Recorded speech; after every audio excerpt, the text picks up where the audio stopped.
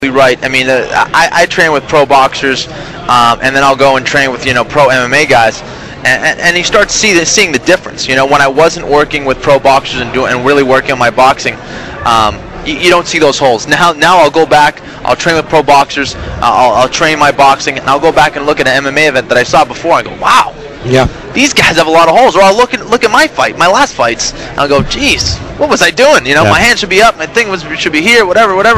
And it's a work in progress. So absolutely, I believe the boxing is something that a lot of people are lacking out there today. And that's why I've been trying to really improve that on my end. Defense in, defense out. Yep. Kind of shocking to see Big Nog get hit by lead uppercuts. Yeah. Vanderlei Silva just left the chin out there to get hit, blasted by the left. That's there are mistakes out there. Great example right there. Rampage, more of a traditional boxing style. His hands were up, block, return, counter return with a left hook, and took Vanderlei out. Vanderlei's throwing haymakers. That stuff doesn't work anymore, and it's nothing against Vanderlei. That's worked for him in the past, so he's like, sure, it should work for me in the future, but the game is evolving. It's evolving so quick. If you stick to what you're doing before, you're dead.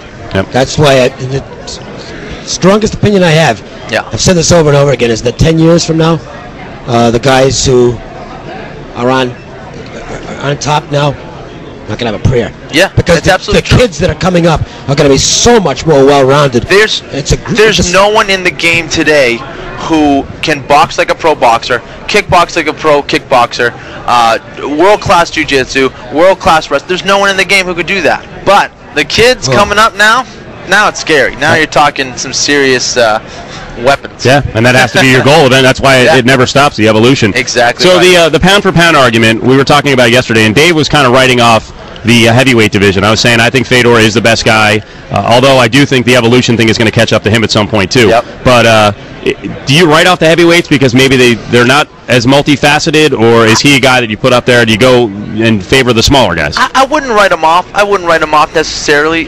Fedor, no doubt, he's one of the best pound for pound. I don't think he's the best pound for pound, but he's certainly one of the best. And for me, I think a great example of that was against Arlovsky. And it comes down to that boxing argument. Arlovsky, more traditional boxer, he was taking it too.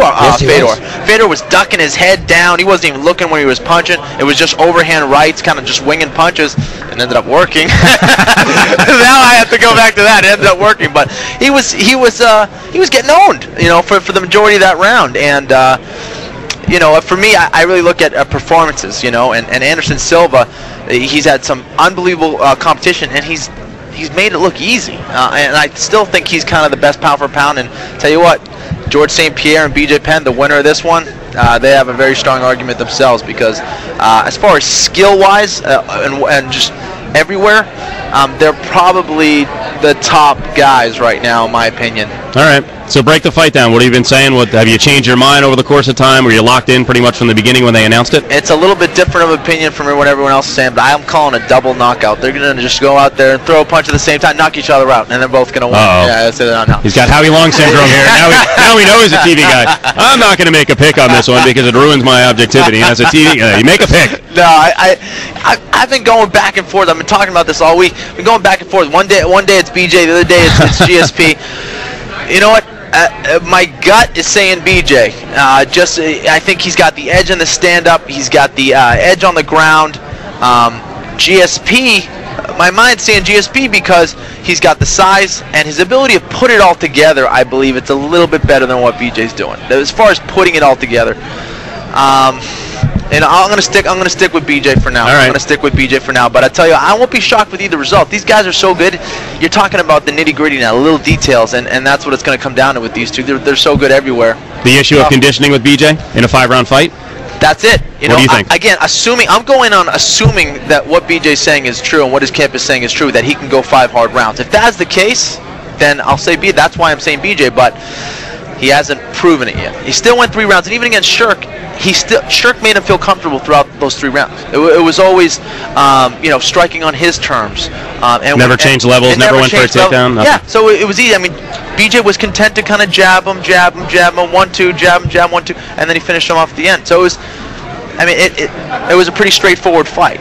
Against BJ, I believe, and against anybody, you got to push the pace, take him down, get to the feet, take him down, kickbox him, box him, elbows, just throw them all over the ring to really get that nervousness, get that emotional attachment, and get them tired. I'm excited for it. Just that little part right there where you're like, you got to do all these different things, and I'm like, you know what, George can do that. So if George does it, it's going to be a freaking great fight. And I tell you, he's got a real smart camp. He's got an all-star training camp. Not only the guys he's training with, but his trainers, all smart guys. And I'm sure they did their homework. And you look at, you see the prime time. GSP's going tit for tat with a 205er, not only a 205er, but a world champion 205er, Rashad Evans, taking him down, throwing him down, throwing punches, knees. I mean, sick. Guy's the real deal. Hey, so on all these video blogs, because you've been hanging out with Dana White a lot, and Dana White has his week of video blogs. Yeah. Who's the coolest person you've met? Because you've been to a lot of different award shows, and cool events. Has been anyone, a couple of people where you're like, man, I'm Kenny Florian, and this is, so and so. Holy crap, this is cool. I say that every time I wake up. I'm just like, wow, I'm with Kenny Florian. It's amazing. Wow, the ego. No, can't believe I'm with me right now. All right, easy. I wake up to this every day. What happened to the understated guy from the reality show? I did it again. I'm even better looking today than I was yesterday. There's been a lot of cool guys. I got to meet the cast of Entourage, and hey, what are those guys like? They're cool guys. What's that turtle guy like with that accent? It was more like a hello and goodbye. But, I can't really say. It was kind of just cool to meet them, But I'll be honest. Yeah, they had soft hands. I don't even know. I don't even know. Have you been surprised? I'm a fan of that show. Have you been surprised by any big stars that you've been around where they're like, they actually know you, and you're like, wow, that's kind of cool. Kevin James. He was actually by ESPN, and he was kind of staring at me. He's like, that's Kenny Florian. I'm like, what the hell? What's this guy? And actually, I may have an opportunity to train him. He's actually coming to Boston to film a movie, so I'd love to train with him and hang out. That guy's hilarious, and he's just a...